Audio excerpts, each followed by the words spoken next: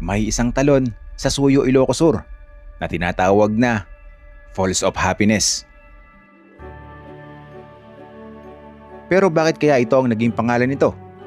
At sulit nga ba ang biyahe papunta rito? Mula sa magagandang tanawin ng kabundukan. Nakakalula yung bundok na ito, napakataas oh. Mga ilog na ating madadaanan. Doon sa baba, ang ganda ng ilog oh. Panalong panalo yung tanawin dito. At sa kahabaan ng kurba-kurbadang kalsada, tinahak natin ang daan patungo sa isa sa mga nakatagong yaman ng Suyo.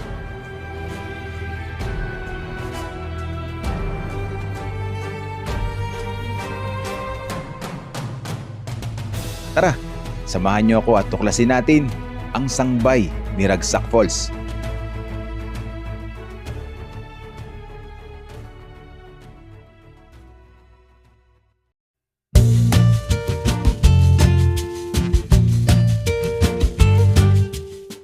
Welcome pong muli sa ating panibagong motorcycle adventure. At andito na tayo ngayon sa Ilocos Sur. Pagkatapos po nating bumiyahe ng 328 kilometers from Pulilan, Bulacan. Bale, ang una nating destination dito, ito yung tinatawag na Sangbay ni Ragsak Falls. Mula rito, magmumotor pa tayo ng 28 minutes, 15 kilometers at mararating na natin ang ating unang destination. Pero, dadaan tayo sa isa sa mga pinakamagandang mountain road sa Pilipinas. At ito nga po yung tinatawag na Cervantes Road o Besang Pass. Dahil, bibisitahin naman natin mamaya yung Layodan Farm ng Mankayan, Benguet. So tara, simulan na natin ang ating biyahe. Tutok lang kayo para ma-feel nyo lang na parang kasama ko lang kayo sa ating gagawing paglalakbay. Ay sir, kamusta po? Ay sir, mayroon tayong subscriber dito. Sir Sticker, kamusta po? Para sa YouTube yan oh. Sige po. Yun, sakto, papalis na tayo. Meron tayong nakita rito na subscriber natin sa Tagudin, Ilocos Sur, no? Tagudin po to, no? Oh, yun. Bitalag Tagudin. Bitalag Tagudin. Bigyan natin ng sticker si sir. Ay, unico. Lagi namin kayo pinapanood ng message ko sa YouTube eh. Wow, salamat po sir sa suporta, no? Ito sir, oh. Sir, sagpo. Salamat po sir. Ingat po kayo palagi. Opo, opo.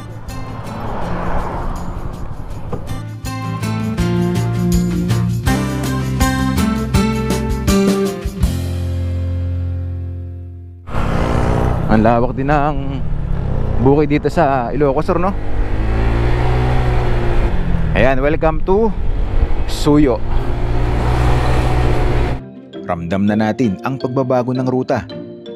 Mula sa patag na kalsada, unti-unti na tayong sinasalubong ng mga kurbada at paakyat na daan. Habang tumataas ang ating binabaybay, mas lalo ring lumalamig ang hangin at gumaganda ang tanawin sa paligid. Ito na yung simula ng mga liku-likong kalsada rito. Tingnan nyo yung liko rito, swabe-swabe. Eh no, parang bitokang manok din yung datingan eh no. Parang old zigzag road. Wow. Yan, makikita natin meron ng yellow line sa gitna ng kalsada. Marami na kasing blind spot dito tayong dadaanan, no? Wow, nature. Namiss ko yung ganitong lugar. Ilang araw din tayong nabakante sa bahay, halos isang buwan, dahil in-edit natin yung nakaraang vlog natin na nagawa sa Laguna. Kaya ngayon talagang enjoy na enjoy tayo sa ating nature trip na gagawin ulit. Pagkatapos natin sa south, ngayon dito tayo ulit sa norte. Ang ganda rin talaga dito sa Ilocos Sur.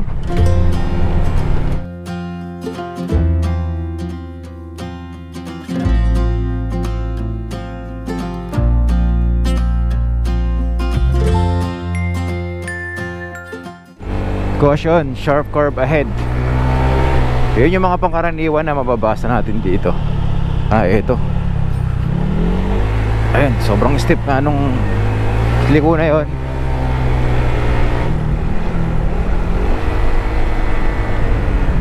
Sariwang hangin na naman yung nalalanghap natin dito sa ruta na ating dinadaanan. Ang daming kawayan dito sa kanan natin, no? Parang yung nakikita natin sa Japan. Ganun yung itsura niya. Sobrang kapal talaga. O yan, tingnan nyo guys, oh. May open dito. Pag sumilip tayo doon, makikita nyo, yan ang tanawin na ating makikita. Bundok at ilog. Doon sa baba, ang ganda ng ilog, oh. Panalong panalo yung tanawin dito. Wow. Taas ang naming malaking bato sa paligid. Ang gandang spot din ito, oh, pagka gustong maligo. Siguro may daan dito pababa para makapunta tayo dun sa ilog.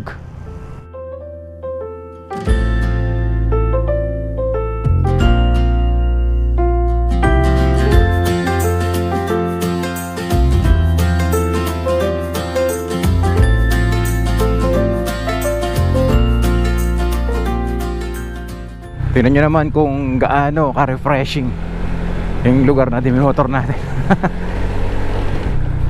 Ito yung gustong gusto kong puno na nakikita, lalo na kapag ka bumulaklak na sila, oh. Yung kulay orange na flower na tinatawag na fire tree. Napakaganda eh, no?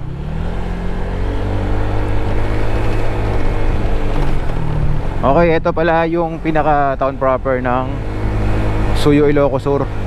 Dito rin natin matatagpuan yung pinaka munisipyo nila. Ang ganda ng lugar nila kasi napapalibutan ng luntian na tanawin. Ang laki din ng ilog dito, eh, no? Eh, no, tingnan nyo, makikisip ninyo dito sa mga open area. Sa mga followers and subscribers natin, no, ano po ba pangalan ng ilog na makikita nyo rito sa Besang Pass? Ang ganda kasi. Habang binabaybay natin yung kalsada, ito yung view natin sa bangin, bundok at ilog.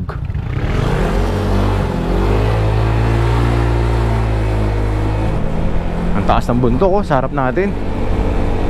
Nakakakilabot yung itsura.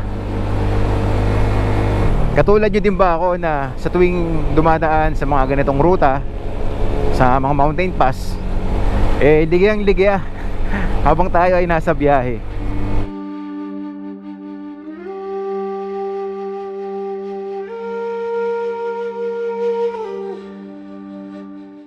Yan, tingnan nyo, oh, di ba? Nakakalula yung bundok na ito, napakataas, oh. Breathtaking talaga, literal. Yan, kailangan na natin kumaliwa dito. Ayun, Sangbay ni Ragsak. 2.6 kilometers pa mula dito.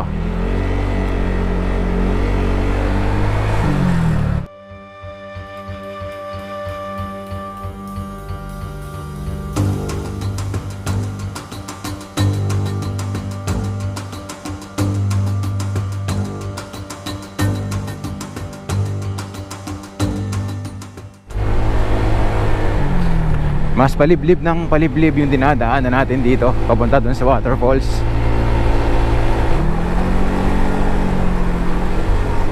Mas sariwang hangin yung malalanghap natin dito. May kaunting rough road dito.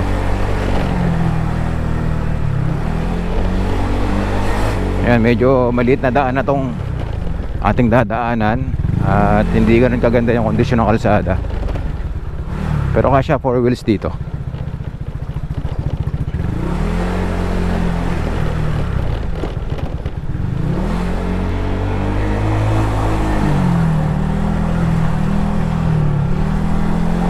Dumadaan tayo sa gilid ng bundok. Tapos ito yung view ninyo, malalagong kagubatan ng kabundukan. Mukhang kagagawa lang ng kalsada rito, maputi pa.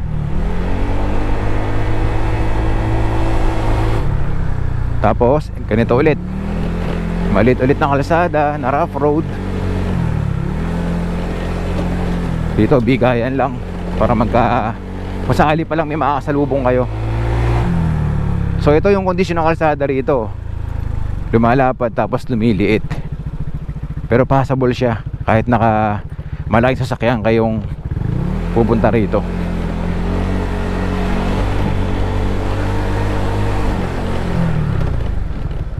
Yan, rough road na talaga to.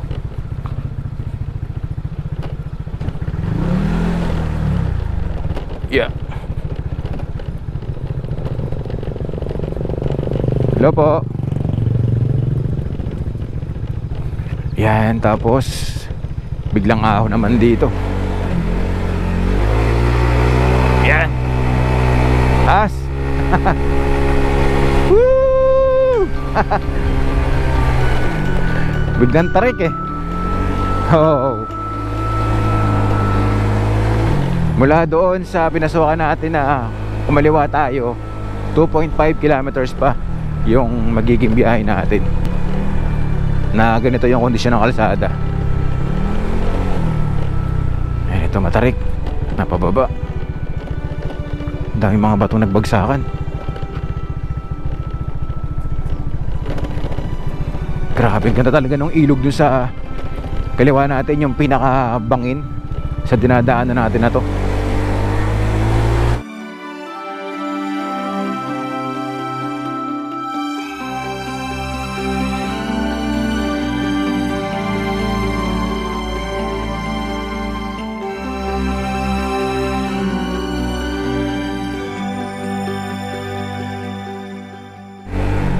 Meron tayong dadaanan dito ang basa. Iwasan na lang natin, baka malalim yan eh. Uy, meron tayong dadaanan tulay dito. Ah, para makatawid tayo ng ilog, nilagyan na ng tulay. Tanawin. Kaya naman, ito yung dahilan kung bakit tayo nagmumotor. Dahil sa mga ganitong scenery na ating nakikita.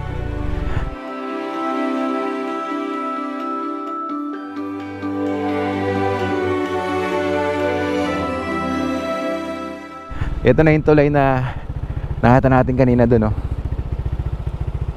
Ang daming batong malalaki doon, dinadaanan ng ilog. Ito sa kabila, ganun din. Nakakalula yung mga bato, oh. Silaki ng mga bahay eh.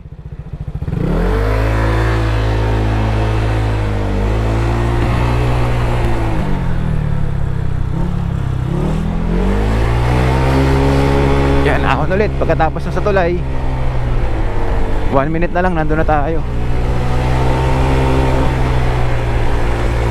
Taas din na ito. Ah, dito pala tayo sa kabila. Yung kakaliwa pala tayo. Sagnay Ragsak. Yan, 0.80 kilometers.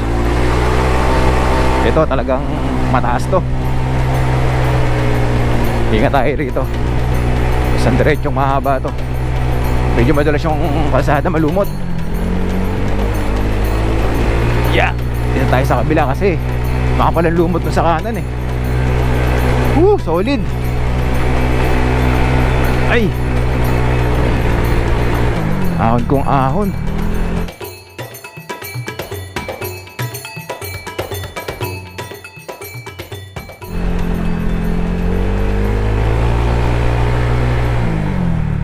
Matindi yung kalsada na dinaanan natin ngayon.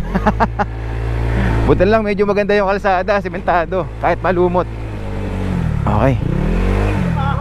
Grabe yung ahon, bro.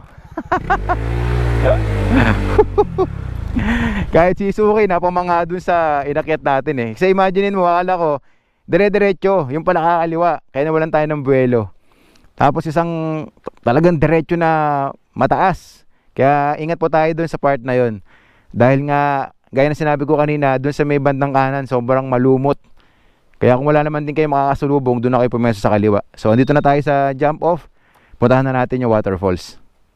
Dito rin natin iiwan yung ating mga motor. Sa ngayon, natsyempohan natin na walang nagbabantay dito sa lugar na to. Dahil ngayon ay ordinaryong araw lang, Martes. At iiwan natin yung iba nating mga gamit dito. Sana safe pa din at walang mawawala, ano. Bali, ang dadalhin lang natin itong ating helmet sa yung mga camera. Ayon doon sa nabasa natin at napanood nating video sa Facebook, nasa 5 to 10 minutes lang naman yung trek or yung lakad na gagawin natin papunta doon sa waterfalls. Meron ditong puno ng mangga, oh. Nalalaglag lang yung mga bunga.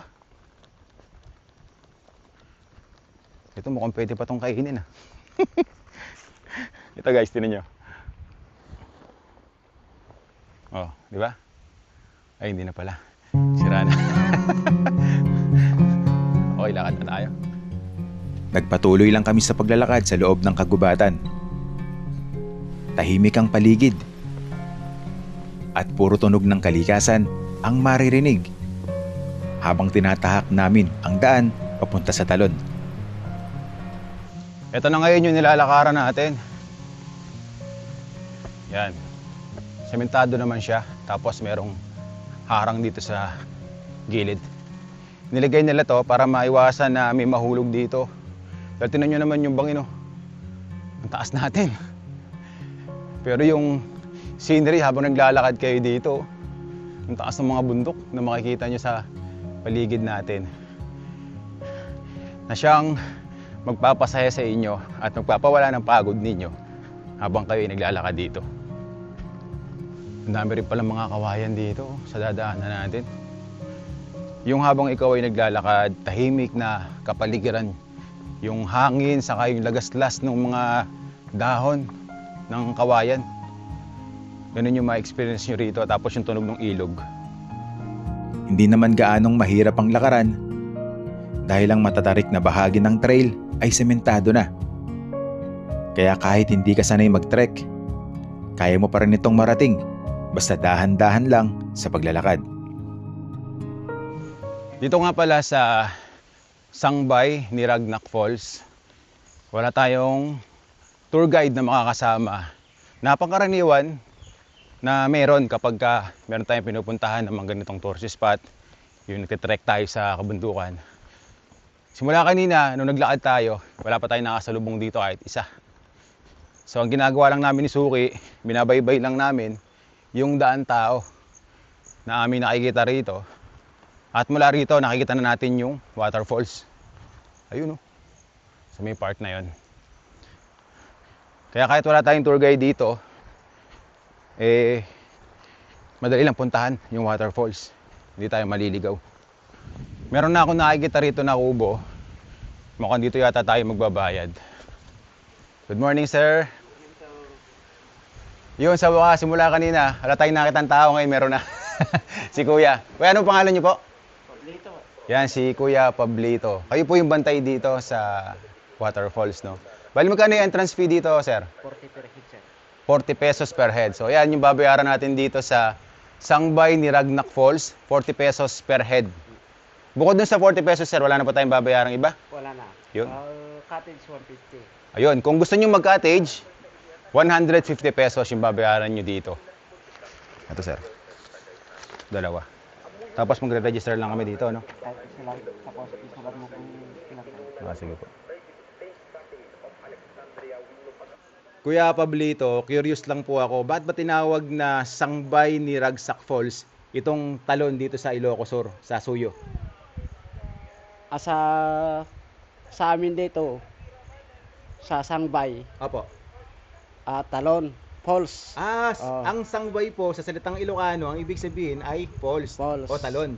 Talon. Tapos yung Ragsac, Saya. ayun. Ayun. So Falls. totoo pala. Kaya Tinawag naging Falls of Happiness. Ayun. Yan. So yun pala yung ibig sabihin ng Sangbay ni Ragsac Falls. Falls of Happiness. Nadali ni Kuya. Kuya, salamat. Kuya Pablito. So ayan, malinaw na malinaw sa atin guys, no? Na Falls of Happiness. Itong Sangbay ni Ragsac Falls. Kumbaga, parang salitang Ilocano pala yon. So tara, puntahan na natin.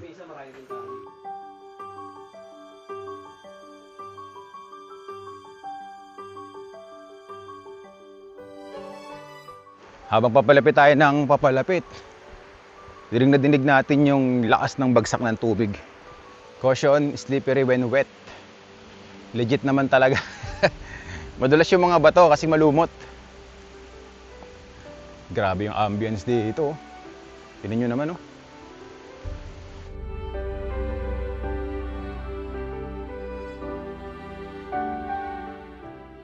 Ito pala yung mga cottages na pwede ninyong rent dito.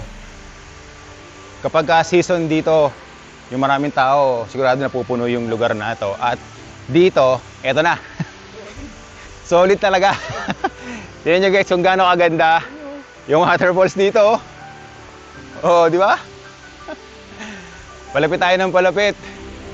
At habang tayo ay lumalapit, sinasalubong tayo ng ganitong napaka-epic na tanawin na siya naman talagang sulit na sulit. Kapag tayo ay napupunta sa mga ganitong lugar na masasabi ko na isa ring malaparaiso dito sa Suyo. At matapos ang maikling lakaran sa loob ng kagubatan, narating na rin natin ang sangbay ni Ragsak Falls o mas kilala rin bilang Falls of Happiness.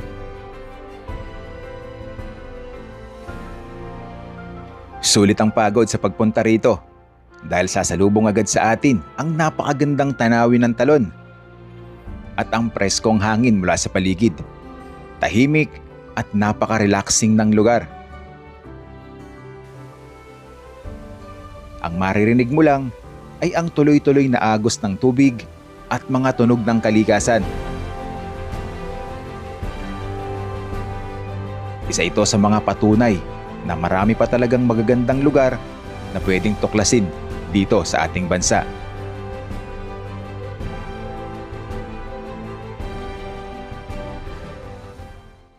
Grabe, iba yung pakiramdam kapag nandito ka na eh. Yung umiihip sa'yo yung sariwang hangin na nasa paligid mo lang. Tapos, yung view, itong rock formation na nakikita natin sa likod natin. Grabe, napakaganda na ito guys. Lalo sa personal kapag narating nyo ito.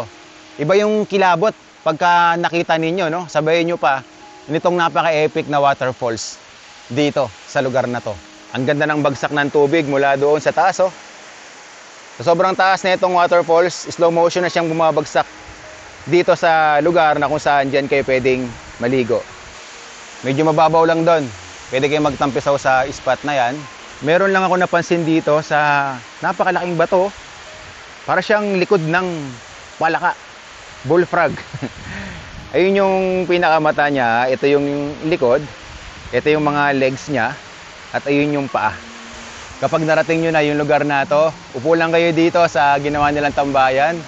Tapos yan, pakinggan nyo lang yung tunog ng waterfalls.